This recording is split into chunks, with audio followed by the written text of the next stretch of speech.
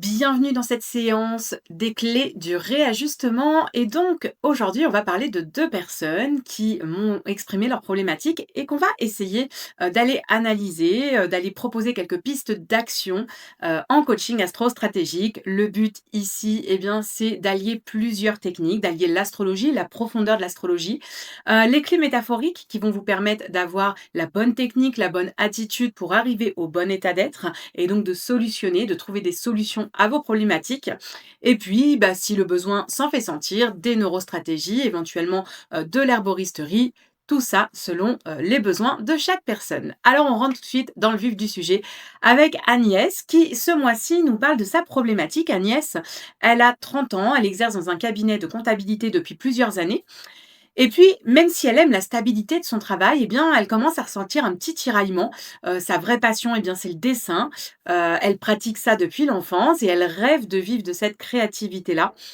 Mais elle doute un peu de sa légitimité dans la matière, de ses compétences et puis surtout, elle se demande est-ce qu'il y a une possibilité d'en faire une activité durable? Elle se demande du coup si elle est vraiment sur la bonne voie professionnelle ou bien si elle devrait envisager, un réajustement professionnel à ce niveau-là. Donc, eh bien, Agnès, on va aller voir dans votre carte un petit peu ce qui se passe. On va aller analyser comme ça quelques placements pour vous donner des pistes ici en 30 minutes de ce que vous pouvez mettre en place ou du moins de quelle compréhension vous pouvez avoir. Je répète que c'est vrai que la première étape, c'est déjà de comprendre son fonctionnement, de comprendre l'existant avant de pouvoir dégager des pistes de réflexion et vraiment des leviers stratégiques. Eh bien, la première étape, c'est la compréhension. Et donc, c'est un petit peu ce qu'on va aller faire ici, c'est d'avoir quelques éléments de compréhension sur votre fonctionnement. La première chose sur votre carte qui m'attire l'œil, c'est ce carré hanté, cette figure d'aspect qui en fait propose une opposition entre Pluton et le Soleil et deux carrés, Pluton et le Soleil qui sont en carré avec Mars. Et donc ça, c'est un carré hanté qui nous parle ici de créativité, de performance et on va essayer de l'analyser un petit peu parce que c'est une figure d'aspect dynamique, challengeante et donc qui pourrait être très intéressante d'aller sublimer dans votre thème. On a donc Pluton opposé Soleil, le Soleil est en Taureau, et donc tous les deux sont en carré à Mars, Mars qui est en Lion en maison 2. Donc on va dire qu'il y a une tension fixe. Cette tension fixe, c'est l'opposition. Cette tension, c'est la sécurité d'un côté, votre Soleil en Taureau, et puis la puissance de la transformation qui, ici, c'est Pluton qui nous parle de cette transformation, de cette puissance-là. Et en plus, Pluton est en domicile puisqu'il est en Scorpion, et donc c'est un Pluton fort dans votre thème. Donc, on a cette tension entre sécurité et puis l'affirmation également, donc sécurité, puissance de la transformation et l'affirmation, les valeurs personnelles. Et là, c'est Mars qui nous raconte cette histoire. Mars qui est en Lion en maison 2. Et chacun va tirer un petit peu. Donc, il y a cette opposition entre le Soleil et Pluton. Et en même temps, les deux sont en carré, ne s'entendent pas en fait avec Mars en Lion. Et chacun va essayer de tirer la couverture à soi. Et donc, ça va créer des tiraillements profonds. Donc certainement que vous pouvez ressentir un besoin de vous prouver votre valeur par quelque chose de fort, de visible, d'authentique. Et là, ça sera le Mars en Lion maison 2. Mais il va falloir aussi ne pas perdre l'ancrage matériel qui est par votre soleil et puis ne pas perdre non plus la profondeur créative. C'est Pluton, il y a un Pluton fort ici dans votre thème et donc oui, il y a un besoin un peu de transcendance, il y a besoin de se métamorphoser, il y a besoin d'aller chercher dans ce qui est profond, dans ce qui est caché. Il y a besoin vraiment de sortir tout ça et de pouvoir en faire quelque chose. Donc vraiment l'enjeu important dans cette figure d'aspect, c'est de ne pas opposer, d'essayer de ne pas opposer la sécurité et la vocation créative. Il va falloir essayer de canaliser cette intensité et pour faire quelque chose, une offre claire, une offre vendable, mais vraiment il va falloir essayer de réconcilier cette opposition, cette figure-là qui en fait crée une opposition entre la sécurité matérielle, la sécurité même, mais se sentir en sécurité, et puis tout l'aspect créatif. Donc, première question qui serait possible d'aller travailler, de vous poser, mais aussi d'aller explorer vraiment en séance, c'est comment est-ce que vous vous sentez, quand est-ce que vous vous sentez la plus vivante dans votre travail? À quel moment votre énergie lion, c'est-à-dire votre audace, votre panache, votre leadership aussi, se voit? À quel moment est-ce que vous sentez que vraiment ça prend le dessus? Ça, c'est la première chose qui frappe un petit peu dans votre carte et qui peut donner une piste de réflexion et de travail. La deuxième chose, on va aller voir un petit peu la vocation et donc on va aller analyser la maison 10 en bélier et on voit qu'il y a Vénus qui est dans cette maison 10 et donc on va analyser tout ça. Il y a, une énergie ici, hein, la maison 10 étant Bélier, donc une énergie un peu pionnière, directe, il y a de l'impulsion, de l'impulsivité, de la créativité rapide. Vraiment le style, c'est l'affirmation propre. Le Bélier, c'est: «Je suis là, je fonce, j'ai des idées, je suis un leader, vraiment j'inspire quoi» et donc vous êtes dans cette énergie-là au niveau de cette maison 10. Il y a, Vénus qui a des aspects clés, un trigone Mars, Mars qui est en Lion maison 2, je le rappelle et donc ça, c'est top pour aller, monétiser, une esthétique personnelle. Il y a un alignement naturel, c'est-à-dire ce que j'aime et puis ce que je vends. Puisque la maison 2, c'est la maison, de la matérialité, de ce qu'on génère, par, son propre travail. C'est l'argent qu'on génère par son propre travail et donc là, il y a un trigone à cette Vénus en maison 10. Donc quelque part, il y a quelque chose de l'ordre de, ma popularité, et j'attire, le fait que j'attire quelque chose, je vais attirer de l'argent, je vais attirer le fait que professionnellement, ça peut fonctionner. Il y a un alignement entre ce que vous aimez, ce que vous désirez, c'est aussi les désirs, Vénus, et quelque part, ce que vous générez, ce que vous vendez, ce que vous générez comme matérialité. Et donc, ça peut tout à fait ça favoriser, par exemple, une marque personnelle, un portfolio, qui va vraiment, attirer l'œil. Ça peut être des prises d'initiative visibles, ça peut être des lives, ça peut être, voilà, un défi, que vous lancez, 30 dessins en 30 jours, enfin, que sais-je, mais vraiment, en tout cas, il y a une base là-dessus pour aller travailler, le fait que, ce que vous désirez peut être monétisé. Ensuite, il y a Vénus qui est en carré à Neptune, Neptune en maison 6 en Capricorne. Et donc là, attention quand même au flou, le fait que les objectifs soient peut-être un petit peu tendancieux, un petit peu flous, un petit peu nébuleux. Attention à la procrastination aussi, c'est-à-dire on se sent inspiré, mais il faut bien avoir des idées claires, des objectifs clairs et ne pas rester dans l'inspiration nébuleuse, l'inspiration mentale. Donc il y a besoin de cadres anti-Neptune, j'ai envie de dire, anti-flou neptunien. Et donc ça peut être des petits briefs écrits, des devis aussi précis, clarifier les choses, des échéances, des objectifs concrets avec vraiment des deadlines. Il y a aussi pour Vénus un carré à Uranus. Uranus est aussi en maison 6, mais pour le coup au tout début du Verseau. Il y a un besoin d'innovation, un besoin créatif avec cet aspect carré Uranus, mais qui peut pousser un petit peu au changement brutal. Ça peut amener des changements brusques, des tensions, parce qu'on a envie un peu de liberté.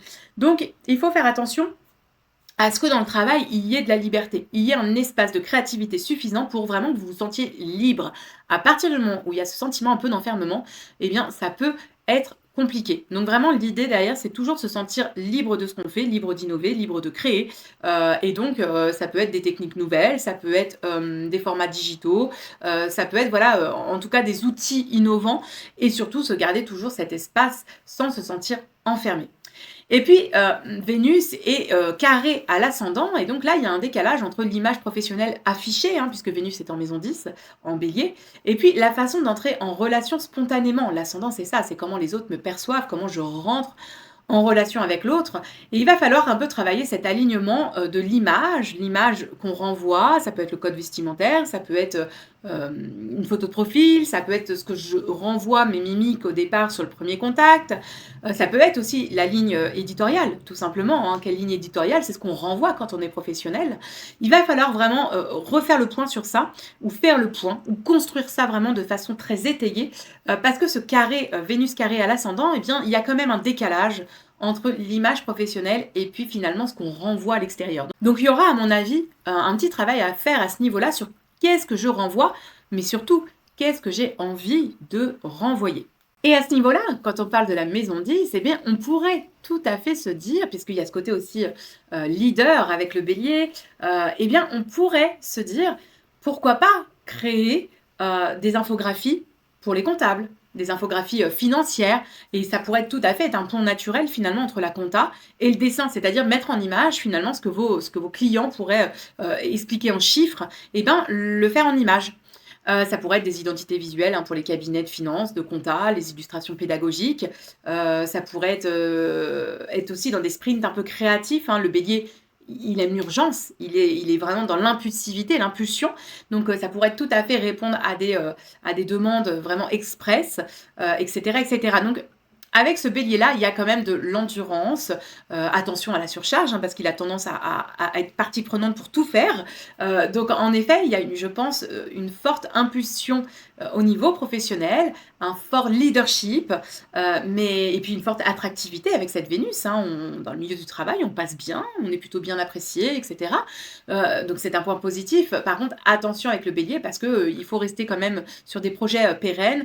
Il faut essayer d'avoir un fil conducteur, une ligne conductrice et du coup, attention à ne pas se disperser avec ce bélier qui aime tellement faire de nouvelles choses, qui peut parfois, un petit peu s'enflammer et du coup, ne pas aller au bout de ce qu'il fait. Donc, voilà, prudence là-dessus.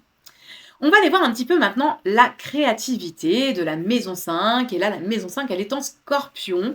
Et on a notamment Pluton au 29e degré du Scorpion en maison 5. Et on a Jupiter, Jupiter qui est aussi en maison 5, mais au 2e degré du Sagittaire. Donc Pluton, eh bien, il y a vraiment une compulsion de créer vrai, d'être vraiment dans la réalité, faire ressortir même ce qui est caché pour faire apparaître la vérité. Ça pourrait tout à fait être de l'art cathartique, on appelle ça, des thèmes profonds, les tabous, les régénérations, les transformations. Il y a une demande derrière ce Pluton-là fort en signe et dans cette maison de la créativité, il y a quelque chose de l'ordre de la maîtrise. Mieux vaut moins, mais faire intensément. Donc ça peut être tout à fait des séries courtes, mais très abouties avec des thèmes profonds. Jupiter en Sagittaire et toujours dans cette maison 5, ça nous souffle de l'amplitude. Il y a une narration, il y a une transmission. Il y a quelque chose qui nous dit derrière, j'ai envie d'expliquer, j'ai envie de raconter, j'ai envie de donner du sens. Et ça, c'est très bien pour la pédagogie visuelle, pour la storytelling illustrée. Ça parle très très bien et ça doit vous parler parce que en fait, derrière, on doit raconter une histoire. Vous avez envie de raconter une histoire. Et a priori, avec ce Pluton aussi dans cette maison 5, il y a une envie de raconter des histoires profondes, qui ont du sens. Donc voilà, il y a quelque chose là-dessus à travailler et je pense que c'est pas n'importe quelle créativité, n'importe quel dessin qui va se jouer ici. Donc il y a un combo entre profondeur, pédagogie, et certainement que ça va créer un peu, si vous voulez vous placer dans un business plan, ça va certainement créer un positionnement qui va vous différencier. Ça peut être par exemple de vulgariser la complexité financière par des visuels puissants. Enfin, ça peut être vraiment plein de choses, mais il y a quelque chose à faire vraiment avec cette force-là. Un exercice que vous pourriez faire, eh bien, c'est vous pourriez créer un triptyque.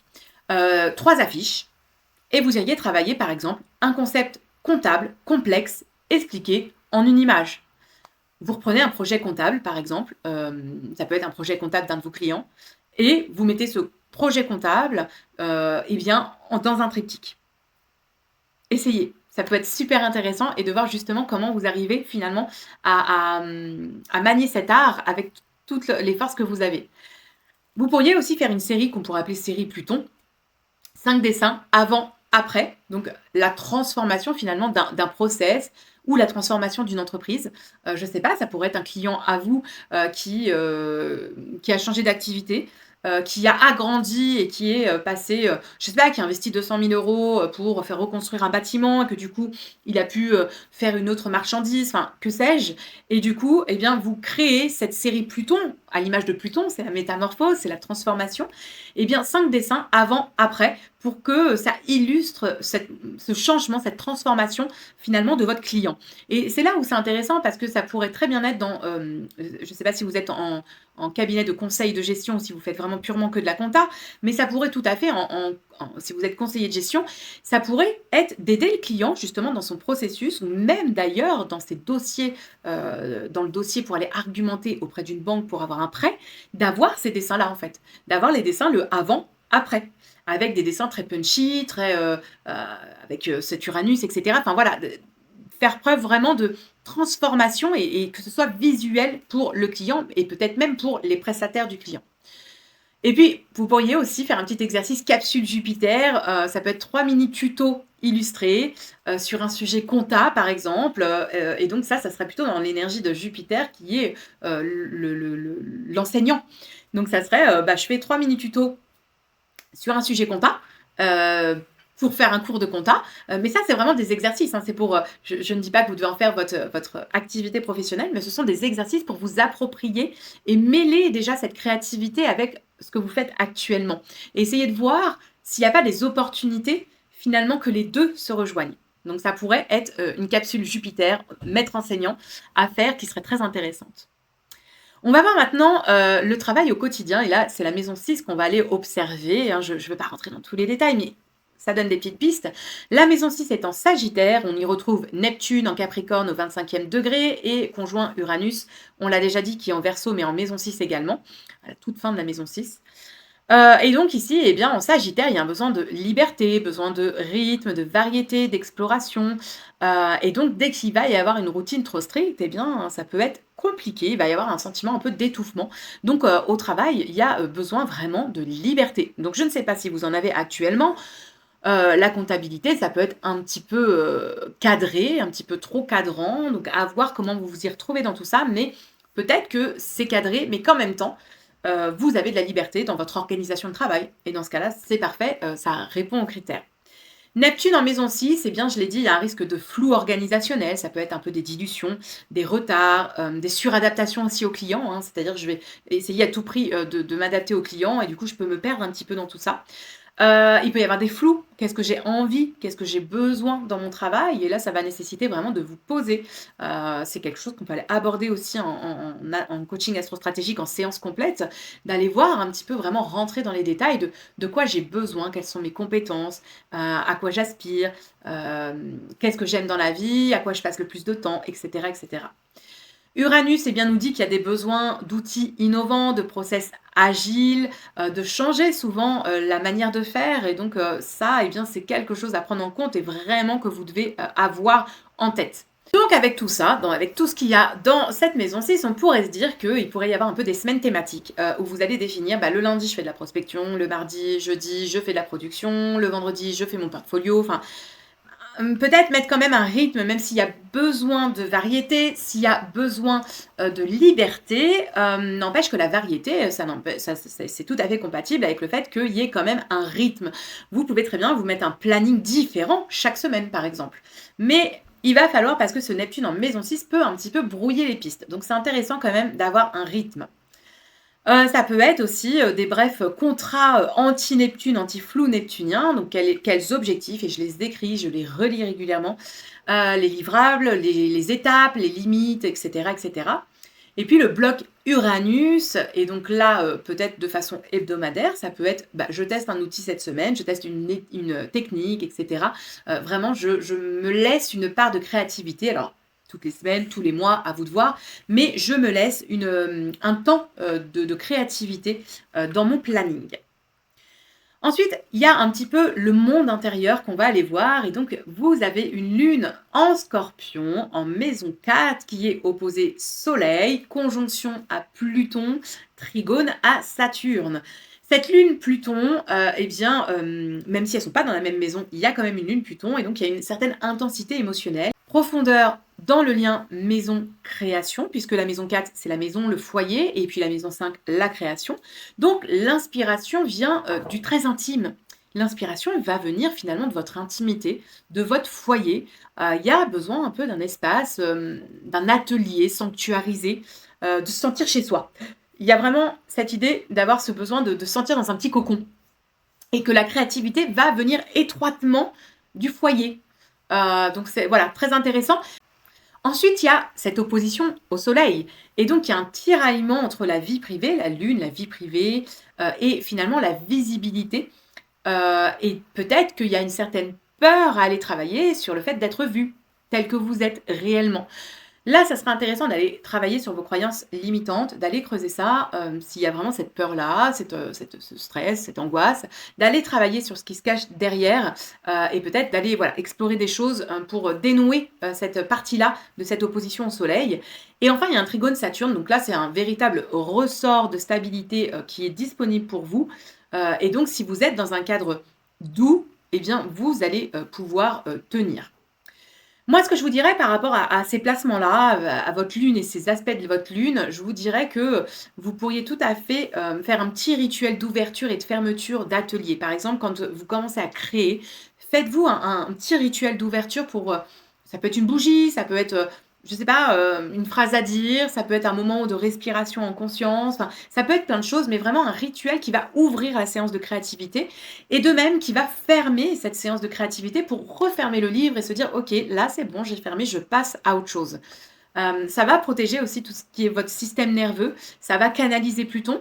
Cette lune en Scorpion, on sait bien, c'est une lune intense. Il y a potentiellement de l'angoisse en terrain de fond et du coup, c'est de se dire: «OK, je vais aller aussi un petit peu, apaiser ça, en clôturant», parce que je pense qu'il y a avec ce Pluton, ce Scorpion très présent, il y a certainement une faculté, comme je disais, à aller, créer des choses très profondes et du coup, il y a certainement ce besoin après de souffler, nettoyer et passer à autre chose.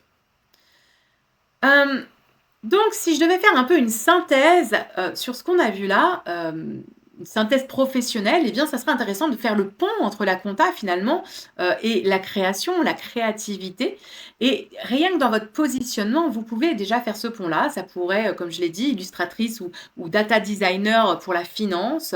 Ça peut être des pédagogies visuelles, pour les chiffres, pour expliquer des chiffres. Ça peut être de la pédagogie visuelle pour enseigner la compta. Enfin, il y a certainement un pont à faire entre les 2, d'autant plus que si la comptabilité vous plaît, eh bien, ça peut être intéressant.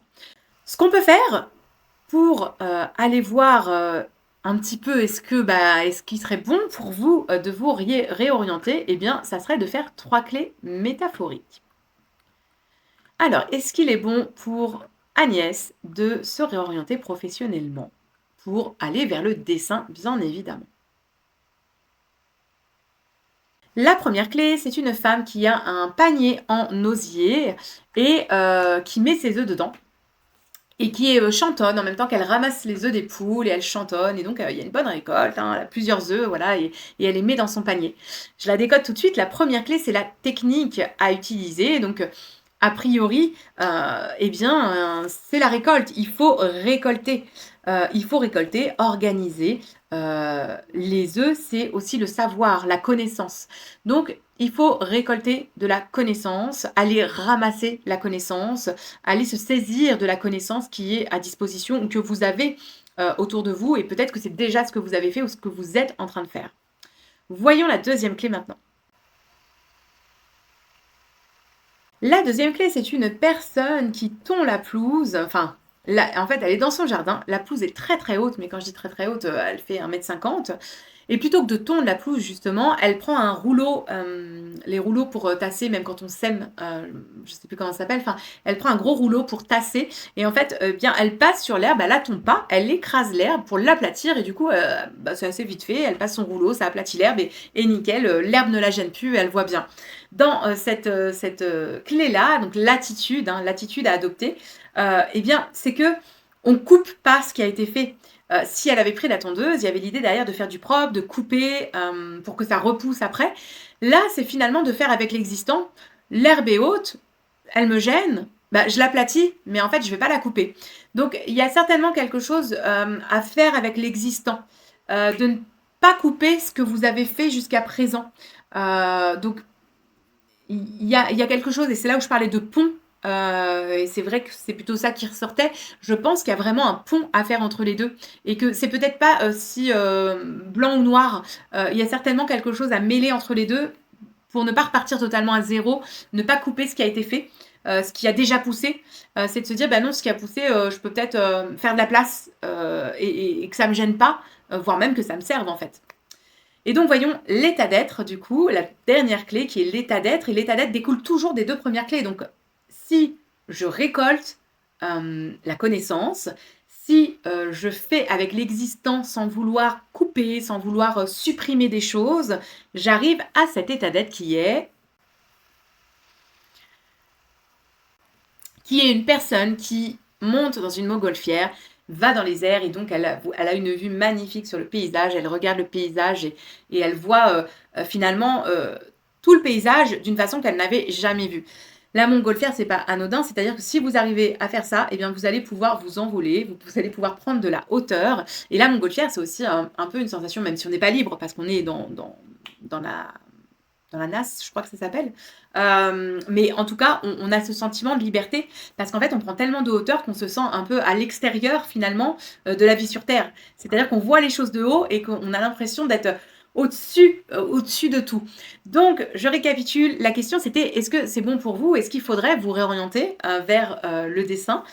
Et bien, si vous arrivez, à récolter, la connaissance, à récolter les fruits de la connaissance, si vous arrivez ensuite à ne pas sabrer l'existant, mais peut-être à faire de la place. C'est un peu ça, moi, je pense, c'est faire de la place. Et d'ailleurs, ça viendrait tout à fait réconforter, rassurer votre soleil en taureau qui a besoin, vraiment, hein, qui a besoin de sécurité. Et c'était ce qu'on disait au début de la séance, que le soleil en taureau, eh bien, il peut freiner un petit peu les choses parce qu'il a besoin de sécurité et il est opposé à Pluton qui lui a besoin de transformer, de transcendance, et du coup qui fait que Mars se reçoit toute cette tension-là, et donc Mars c'est la force d'action et donc qui fait que on peut avoir du mal à être un leader sur le marché, un leader en fait dans ce qu'on fait, notamment matériellement puisque c'est en maison 2. Parce qu'en fait, il y a cette opposition entre rassurance, besoin de sécurité et besoin de transcendance. Et donc, les clés, ce qu'elles nous disent, c'est que si vous arrivez justement à aplanir les choses, à laisser de l'espace pour du nouveau sans casser l'ancien, eh bien, ça va apporter aussi de la sécurité et ça vous permettra d'être dans l'état d'être de la montgolfière, prendre de la hauteur, se sentir libre, voyager. La montgolfière, c'est aussi ça, hein, voyager ouais, prendre de la hauteur. Donc, ça me semble bon si vous respectez bien les 2 premières étapes. Je répète vraiment, l'état d'être, on y arrive, on n'y accède que si on ne fait les étapes dans le bon sens. Et donc, étape 1, je récolte la connaissance, je la stocke, je la récolte. Et étape 2, eh bien, je fais de la place avec l'existant, je fais une place nouvelle. Et donc, ensuite, je peux profiter de tout ça et prendre de la hauteur. Donc, eh bien, c'est plutôt très bon. Plutôt très bon et il y a certainement possibilité, d'allier finalement, les 2 aspects matériels. Il serait intéressant aussi, d'aller voir le nœud nord et le nœud sud, d'aller voir le chemin de vie, et donc le chemin de vie ici, vous avez quand même, un ascendant en Lion.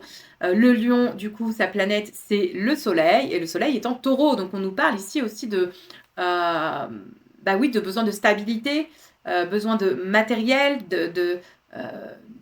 d'être quand même dans une sécurité matérielle, affective. Il y a aussi un rapport au corps qui est intéressant.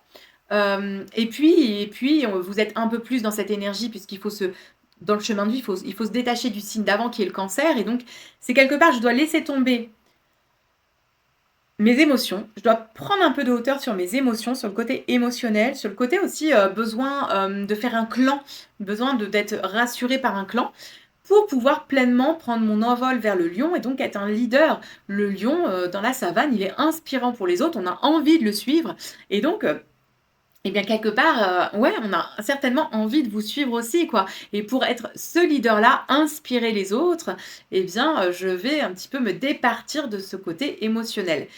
Ensuite, nœud nord, nœud sud, eh bien, il serait intéressant aussi d'aller investiguer ça.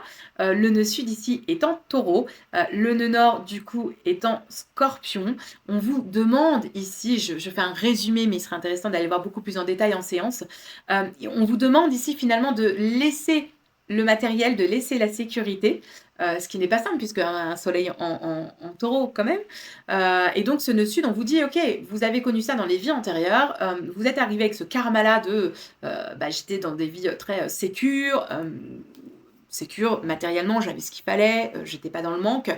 Et on vous dit, eh bien non, sortez de tout ça pour aller vraiment dans quelque chose de plus difficile. Le nœud nord en scorpion, il est intense, il est dur, il brasse émotionnellement aussi, et il est là pour aller creuser un peu dans les égouts pour en faire quelque chose de beau au final, hein.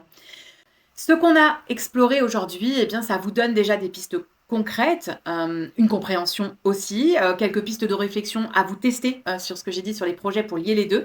Mais si vous voulez qu'on aille plus loin, qu'on mette en place un plan vraiment adapté à votre rythme, eh ben, je peux proposer une séance individuelle. Ça va permettre de travailler en profondeur sur les aspects de la carte. Aussi sur les blocages, mais pas que, sur les opportunités, actuelles, c'est-à-dire aller voir les transits actuels. Il y a un transit intéressant, actuellement, au niveau de votre descendant. Donc ça serait intéressant d'aller voir ça en détail et on pourrait bien évidemment avoir des leviers stratégiques, qui seraient intéressants si vous souhaitez du coup aller plus loin dans ce projet professionnel. Merci beaucoup en tout cas pour votre participation et puis n'hésitez pas à me contacter, si vous avez des questions sur cette vidéo. Et on passe tout de suite à la deuxième question, à la deuxième personne qui a exposé sa problématique. Deuxième personne qui nous a contacté, c'est Émilie. Et Émilie, eh bien, nous a exposé sa problématique. Elle nous dit qu'elle vit en couple depuis 10 ans et qu'elle ressent une distance qui grandit avec son mari. Et puis, elle a l'impression de ne pas être entendue, de ne pas être comprise. Les discussions tournent souvent au malentendu ou vont se bloquer rapidement. Et donc, elle souhaite comprendre un peu ses propres mécanismes et ceux de son conjoint, bien évidemment, afin de trouver une meilleure façon de communiquer. Elle espère que l'astrologie lui donnera des clés pour rétablir le dialogue et renforcer le lien. Alors elle nous a partagé ses données à elle pour qu'on puisse voir sa carte et puis bien évidemment qu'on puisse regarder aussi la carte de son mari. Ce que je vous propose, Émilie, eh bien, c'est d'aller voir les lunes, vos lunes à tous les deux. Il faut savoir que la lune, c'est vraiment ce qui va exprimer nos besoins vraiment intimes. Ça parle, la lune aussi, de tout ce qui est conditionnement. Et c'est notre façon finalement de réagir quand on est pris dans nos émotions. Et on sait très bien que dans la vie intime, dans le contexte du couple ou de la famille, eh bien c'est là que les émotions vont se faire le plus sentir. Et il est extrêmement important dans un couple de comprendre la lune du partenaire, de comprendre sa propre lune bien évidemment, puisque c'est comprendre ses besoins, c'est comprendre notre façon aussi de communiquer avec les autres. Mercure va parler de cette façon de communiquer, mais la lune aussi, parce que finalement, quand on est pris comme ça dans nos émotions, quand on est pris au vif, c'est la lune qui va s'activer, les caractéristiques de notre lune en signe et en maison. Et donc, c'est hyper important de comprendre sa propre lune et ensuite de comprendre celle de notre partenaire.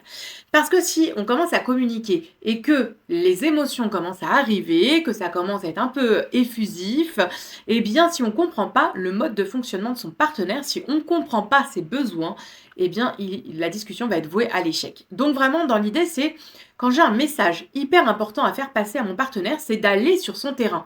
Je comprends ma propre lune, je comprends mes besoins intimes, je dois comprendre les besoins de mon partenaire. Et quand j'ai quelque chose d'important à lui transmettre, eh bien, je vais communiquer avec lui sur le terrain de sa propre lune. Donc, je vais mettre ma lune un petit peu en retrait, donc mes émotions en retrait, je vais mettre un petit peu mes besoins plus en retrait, temporairement, juste dans l'optique que mon message arrive à destination. Et donc, pour qu'il arrive à destination, il faut que j'ai un langage finalement qui parle à mon partenaire, qui fasse sens à mon partenaire. Et pour ça, il va falloir comprendre vos deux lunes. Alors Émilie, vous avez une lune en Gémeaux en maison 4 et donc ça nous dit beaucoup de choses sur vos besoins émotionnels. Ça nous dit déjà qu'il y a un besoin de parler, d'échanger, de mettre des mots sur ce que vous ressentez. Ici, le langage est extrêmement important, donc il se peut que vous ayez vraiment ce besoin de mettre des mots, d'utiliser ce langage pour parler de vos émotions, pour tout simplement satisfaire vos besoins. Vos émotions elles vont se fluidifier quand justement elles vont pouvoir trouver cette porte de sortie qui est l'expression verbale. Donc si jamais votre partenaire il vient un peu brider ça, vous dire de vous taire, hein, pas forcément de façon frontale, mais dans le comportement ou dans l'attitude, eh bien s'il est fermé et qu'il n'y a plus cette possibilité que vous puissiez parler, eh bien ça va créer un gros blocage parce que c'est vraiment votre besoin intime. Vous avez besoin de mettre des mots, vous avez besoin de parler.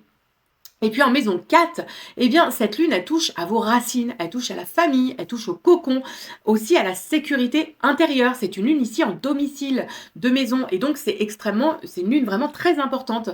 Donc vos émotions, elles vont être liées à l'ambiance du foyer. Il faut un climat léger, curieux, ouvert à la discussion et tout ça, c'est vraiment essentiel pour vous.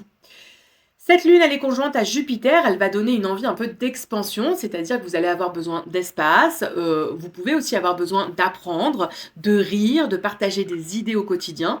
Mais elle est aussi carrée à votre soleil qui est en Vierge en maison 7. Et donc ça va créer une tension finalement entre ce que vous ressentez intérieurement et puis la manière dont vous allez vous positionner dans la relation, alors dans toutes les relations en général, mais là on est focus sur la relation avec votre mari. Et du coup, ça peut vraiment créer cette dissonance entre ce que vous ressentez et comment vous allez vous positionner, comment vous allez vous montrer dans la relation. Et donc, vous pouvez parfois avoir le ressenti que ce que vous vivez intimement, eh bien, c'est pas pleinement reconnus dans le couple. Parce qu'il y a cette dissonance finalement entre ressenti et perception, ou ce que je donne à percevoir, ce que je montre dans le couple. Par chance, eh bien, votre lune, elle reçoit aussi un trigone à Mercure qui est en balance en maison 8 et puis aussi à votre ascendant. Et donc, eh bien, ça vous rend capable de mettre des mots clairs, des mots harmonieux sur vos émotions, surtout si vous osez les exprimer sans crainte de gêner. Donc ça, c'est plutôt des placements, des aspects intéressants et qui sont plutôt soutenants pour vous. Si je résume, votre besoin fondamental, donc votre lune, c'est ce besoin de communiquer dans le couple, de dialoguer, de mettre des mots, parce que la communication, elle peut revêtir plein de formes différentes. Là, vraiment, il y a un besoin de mettre des mots sur ce que vous ressentez. Et donc il faut de l'échange libre, il faut aussi qu'il y ait un peu d'amusement, de légèreté. Une lune en Gémeaux, c'est léger, il y a besoin de jeu, il y a besoin d'amusement. Donc il faut qu'il y ait ces temps-là avec votre partenaire, un petit peu de jeu, de partage fluide, de partage léger. Et donc il faut que vous puissiez sentir que les échanges sont libres, que vos ressentis trouvent vraiment une place, leur place. Pour votre mari, pour Julien, il a une lune en balance, en maison 11 et donc elle décrit aussi vos besoins émotionnels pour Julien et donc ici ça nous parle d'un besoin d'harmonie, d'un besoin de paix, d'équilibre. Les tensions qui vont être prolongées, les conflits, ça va être vraiment difficile pour lui au quotidien. Il va ressentir une sécurité émotionnelle quand la qualité de la relation, quand la relation va être fluide, va être sans tension en fait, sans conflit. Et aussi quand il y a même une sensation un peu de coopération, de je crée avec ma femme, je crée avec mon partenaire. Et elle est placée en maison 11, donc elle va le relier fortement au collectif, hein, c'est la maison ici du Verseau, elle va le relier aux amis, aux projets communs, donc il a besoin de sentir que dans votre couple, vous pouvez partager des valeurs communes, des projets qui vont dépasser cet esprit un peu du couple et du duo. C'est un peu comme si à deux, vous allez avoir une mission collective, un élan vers l'extérieur. Lui, il a certainement besoin un peu de se réaliser aussi dans le collectif, ça peut être le monde associatif, etc. Mais il y a cette idée d'être tourné aussi vers les amis, vers l'extérieur. Alors que vous, votre lune est plutôt en maison 4 et du coup, il y a plutôt cette idée d'introversion, peut-être de se centrer justement sur le noyau, la cellule, de la cellule du couple, alors que lui, il a peut-être besoin, à l'inverse, de partenariat extérieur. Cette lune, elle est conjointe à Mars et donc c'est une lune dynamique, énergique. C'est un peu comme si c'était une lune en bélier, quoi. Eh bien, il va pouvoir être très affectif, mais il va aussi pouvoir réagir très vivement quand il va se sentir déstabilisé. Donc, il peut y avoir de l'impulsivité, par exemple. Il peut même y avoir de la colère. Il va parfois s'exprimer de façon véhémente et assez frontale pour finalement peut-être dans un deuxième temps analyser les choses, notamment parce que c'est situé en balance et donc il y aura certainement ce besoin après de trouver un équilibre. Donc voilà, attention à l'impulsivité, aux colères qui vont être exprimées avant même finalement de les traduire en mots et de faire une pensée construite. La lune de Julien, elle est sextile à Saturne, en Scorpion, en maison 1 et donc ça donne une capacité de maîtrise, une profondeur, mais aussi un sérieux dans la gestion des émotions et ça peut donner aussi un sens un peu, secret. Il va pas forcément se livrer facilement, surtout que là, ici, il y a une en Balance, en maison 11, donc on a du mental dans tout ça, donc il peut être amené un petit peu à mentaliser les choses, malgré qu'il y ait du Mars et que ça peut être frontal quand il va être en colère. Mais par exemple, si on est sur des émotions comme la tristesse ou même la joie, ça peut ne pas être très effusif et ça peut plutôt être intériorisé ou mentalisé. Par contre, sa lune est carrée à Neptune en Capricorne maison 2 et donc là, parfois, ces émotions vont pouvoir lui échapper. Elles vont pouvoir devenir un peu confuses ou alors il va pouvoir donner justement une impression de flou dans ses réactions. C'est-à-dire qu'on ne sait pas trop ce qu'il pense et puis les émotions peuvent se confondre. On peut croire que oui, il peut croire qu'il est dans la colère alors qu'en fait c'est de la tristesse. Enfin, voilà, il peut y avoir un aspect un peu nébuleux sur cette sphère émotionnelle et sur ses ressentis émotionnels. Donc, pour Julien, je résume, il a besoin de paix, il a besoin de projets partagés ensemble, il a besoin de sentir que ses émotions sont respectées, même finalement quand elles sortent de façon un peu plus impulsive, un peu plus vive et de façon parfois imprévisible. Alors, maintenant, voyons un petit peu la synthèse des deux, c'est-à-dire que ce que vos lunes peuvent créer ensemble. Ce Ce qui est très intéressant, c'est que vos 2 lunes vont dialoguer en trigone. Là, j'ai fait la synastrie et on voit bien que la lune de, votre mari et votre lune sont en trigone. C'est un aspect, vraiment, harmonieux. Donc, Émilie, votre lune en Gémeaux et Julien, votre lune en Balance, eh bien, elles partagent un langage clair. Ça veut dire que vous avez, au fond, une certaine facilité naturelle à vous comprendre quand vous vous donnez l'espace de dialoguer, bien évidemment. C'est-à-dire quand Émilie, vous vous sentez entendue, quand vous pouvez avoir cet espace de mettre des mots. Et puis, pour Julien, eh bien, c'est quand il laisse cet espace et qu'il ne va pas s'enfermer dans un mental, eh bien, et qu'il laisse cet espace, qu'il n'est pas dans l'impulsivité. Vos lunes vont avoir cette facilité naturelle à vous comprendre. Il y a une compatibilité de fond, vous êtes 2 personnes qui ont besoin de parler, d'échanger pour se sentir bien. C'est la Balance a besoin d'harmonie, donc vraiment cette harmonie de base, eh bien, elle est importante et puis c'est le terrain, on va dire, c'est le terreau fertile qu'il va falloir cultiver. Eh bien oui, parce qu'il y a quand même des petites zones de tension qu'on va aborder maintenant. Votre lune, Émilie, eh bien, elle est opposée au Saturne de Julien. Et donc, parfois, Julien peut apparaître pour vous comme celui un peu qui vous limite, qui vous restreint, qui vous écoute pas assez. Alors que de son côté, il peut juste chercher finalement à structurer ce que vous lui avancez, à structurer vos émotions, à structurer vos besoins, à structurer ce que vous lui amenez en fait dans le dialogue. Il peut amener aussi il peut chercher à garder le contrôle. Et tout ça, ça peut vraiment apporter de la frustration de votre côté. Ça peut venir freiner vos élans spontanés parce que vos élans spontanés vont rencontrer finalement une réponse beaucoup plus froide, beaucoup plus pragmatique.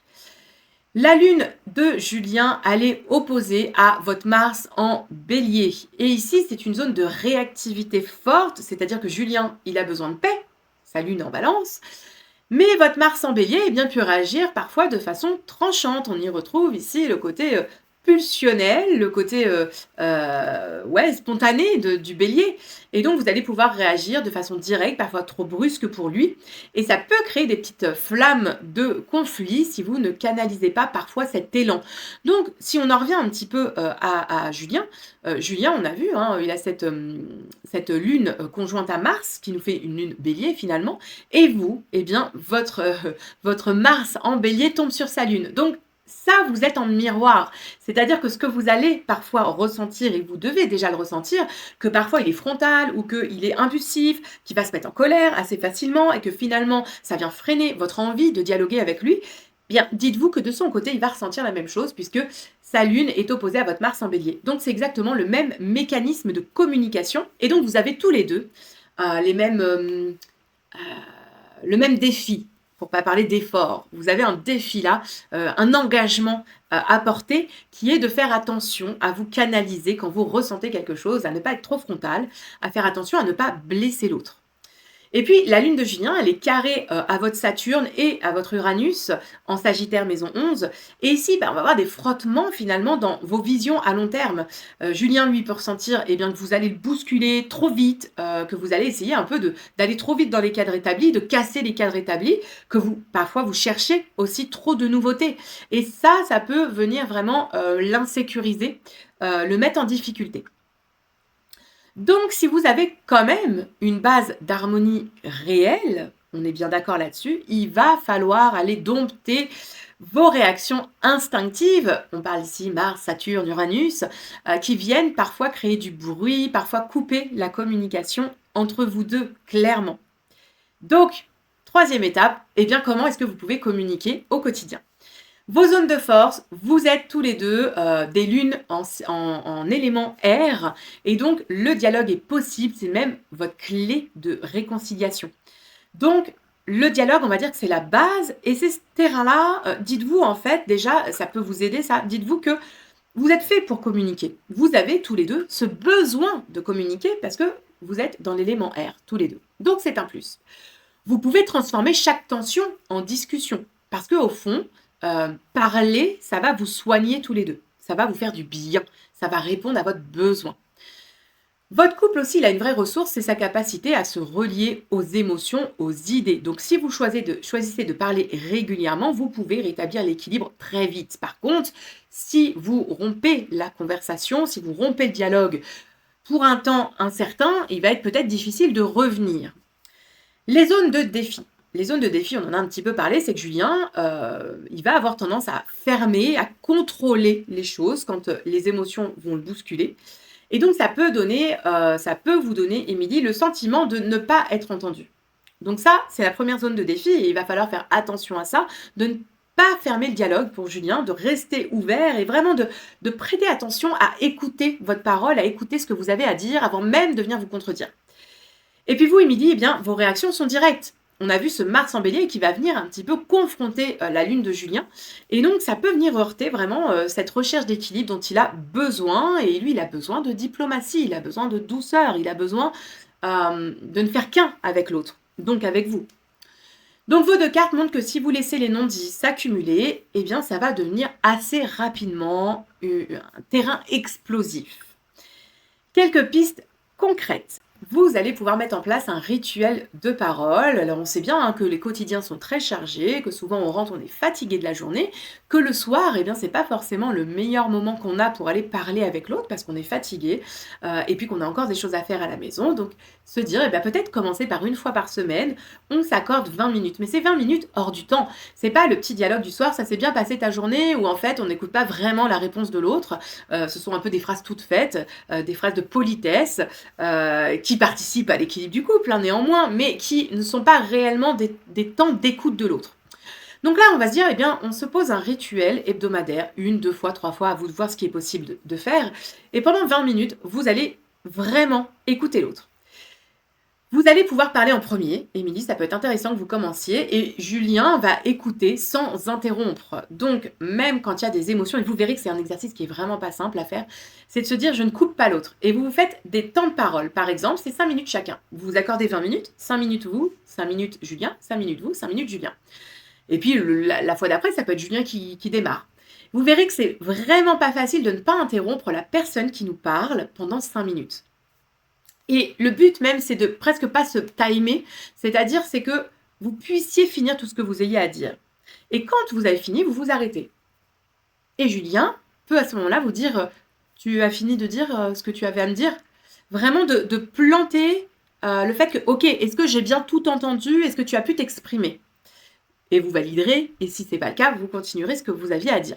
Vous verrez que c'est pas facile. Pourquoi c'est pas facile? Parce que souvent, quand on est en interaction avec la personne, on a envie de rebondir sur ce qu'elle nous dit, on a envie de donner un conseil, on a envie parfois de se mettre en colère parce qu'on n'est pas d'accord, donc on a envie d'exprimer son point de vue.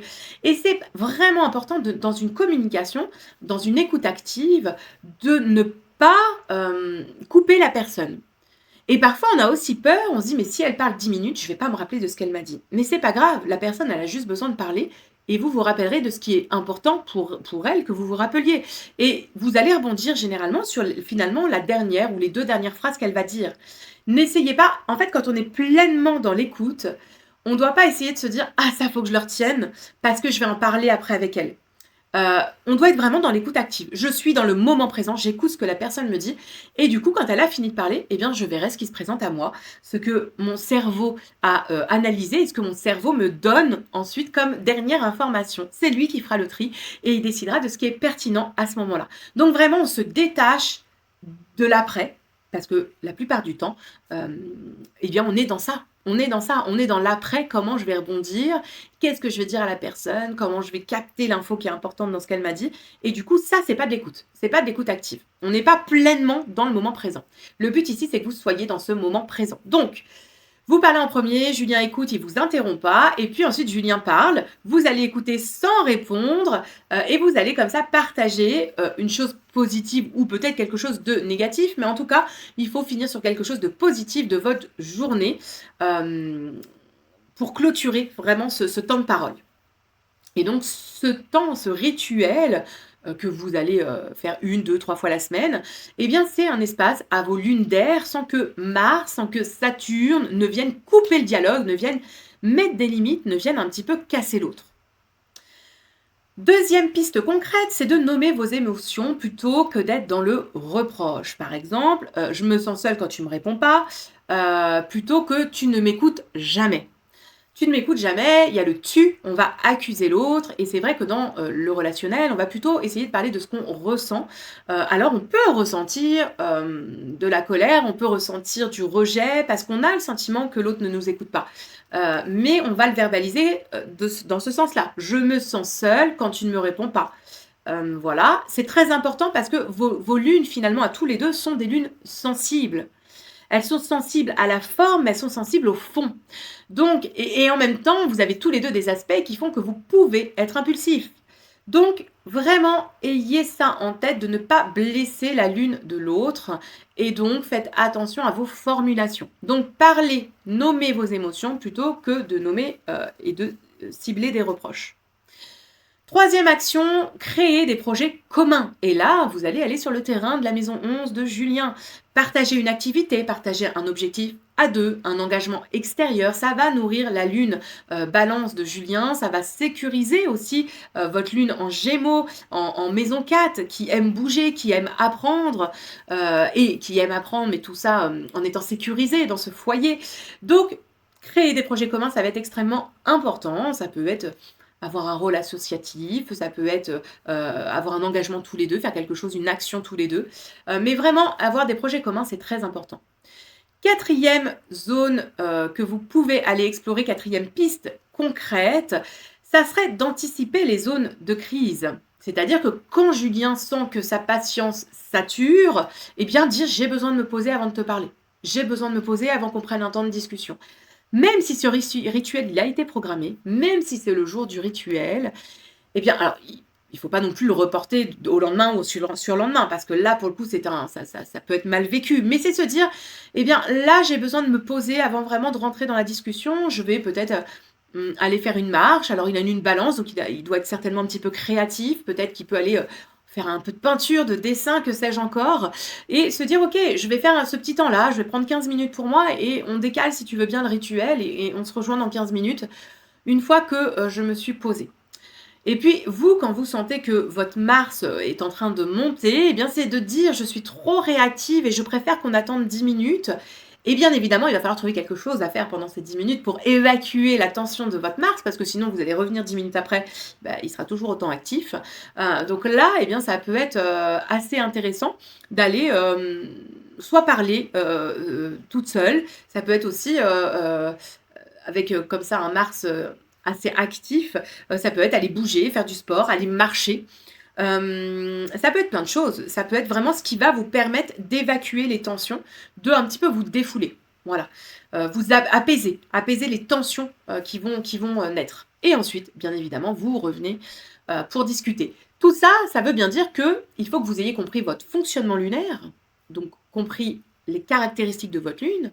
Il faut que vous soyez connecté à votre corps pour sentir quand les émotions montent, quand la colère monte, quand l'impatience monte, quand l'impulsivité monte.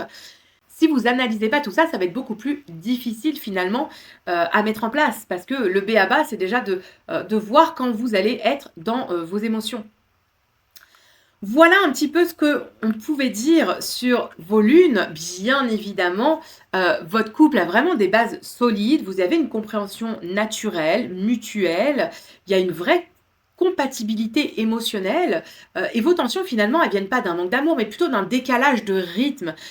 Émilie, vous paraissez plus rapide, plus direct. Julien paraît plus structuré, plus en quête d'équilibre et donc si vous acceptez ces différences comme complémentaires et même vous appuyez sur votre partenaire, pour être complémentaires, plutôt que de les voir comme des défauts, eh bien, vos lunes d'air peuvent vraiment redevenir ce qu'elles sont à la base, c'est-à-dire un langage commun qui vous rapproche.